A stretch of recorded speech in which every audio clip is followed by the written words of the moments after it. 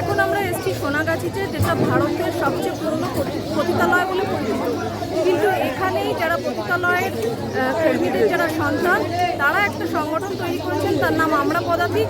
তারা আজকে কিন্তু নিজে থেকে এই আরজিকর ঘটনার প্রতিবাদে একটা মিছিল সংগঠিত।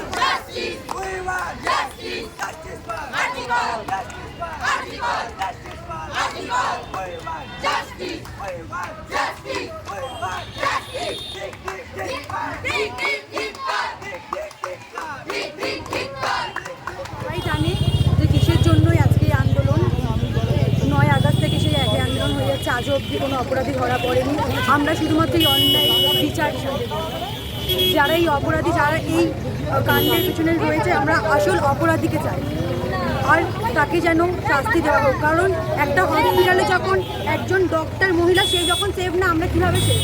আমাদেরও তো ফিউচার রয়েছে, আমরা কোথায় গিয়ে চাকরি করবো, আমরা কোথায় গিয়ে পড়াশোনা করবো, আমরা তো কোথাও সেফ না। আমরা কেন রাতেরবেলা বাইরে বেরোতে পারবো না? সে তো একজন সে তো দেশের জন্য করছিল, সে তো আমাদের জন্য করছিল, তাহলে সে কেন সেফ না? জনকর্মী এবং জনগণের সন্তানরা এই জায়গায় তাদের অবস্থান রাখবে। আমরা এই প্রতিবাদ চালিয়ে যাবো যতক্ষণ না অন্যের শাস্তি হচ্ছে। যারা প্রকৃত অপরাধী, যাদের শাস্তি যদি না হয়, আমরা ততদিন পর্যন্ত আমাদের আন্দোলন।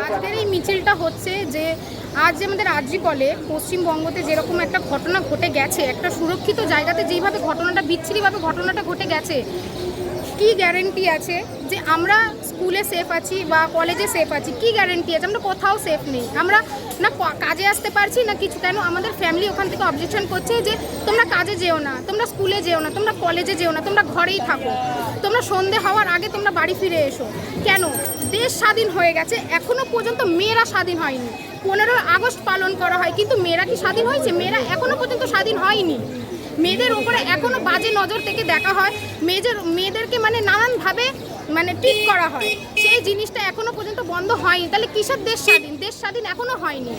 দেশ স্বাধীন কাকে বলে? যেদিন মেয়েরা স্বাধীন হবে সেদিন আমরা মানবো যে দেশ স্বাধীন হয়েছে। আমি চাইছি কোনো মেয়ে লক্ষ্মী সরস্বতী তোমরা তৈরি করবে না। তোমরা এক একটাকে ঝাঁসির রানী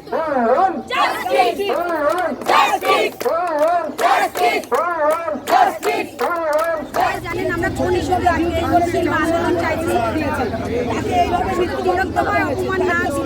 কষ্টটা পেয়েছে, তার মা বাবা যে কষ্টটা পেয়েছে, সেই কষ্ট আমরা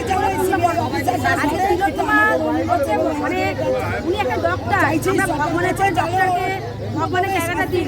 সে যখন ওখানে সেফ নেই, হসপিটালে সেফ নেই, আমরা কি করে সেফ হবো?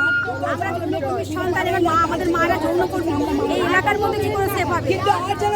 তোমার যাদের বিচারটা পাক, আমরা সবসময় আন্দোলনটা চালিয়ে। পুলিশ কমিশন না, যে সত্যি করে আসামি, যে সত্যি করে ক্রিমিনাল, সে সামনে আসছে। সঞ্জয়কে দেখিয়ে ধোঁয়া রেখে দিচ্ছে। সঞ্জয় না, সঞ্জয়ের পিছনে আরও লোকরা আছে, তাদেরকে খুঁজে বার করতে হবে, আসল লোককে বার করতে হবে। পুলিশ মন্ত্রীর পদত্যাগ দাবি করছি, যদি সত্যি বিচার যদি না করেন তাকে পদত্যাগ করতে হবে। তাদের কিন্তু পরিষ্কার দাবি যে পুলিশ মন্ত্রী যেহেতু এই বিষয়টিকে তথ্য প্রমাণ লোপাট করার ক্ষেত্রে পুলিশের একটা বিশেষ ভূমিকা রয়েছে, এটা বিভিন্ন মহল থেকেও জানা গিয়েছে। পাশাপাশি যে সিবিআই যে তথ্য জমা দিয়েছে সুপ্রিম কোর্টে, সেখানেও সেটা কিন্তু প্রমাণিত হয়েছে। পুলিশ মন্ত্রী পদত্যাগ দাবি করছে।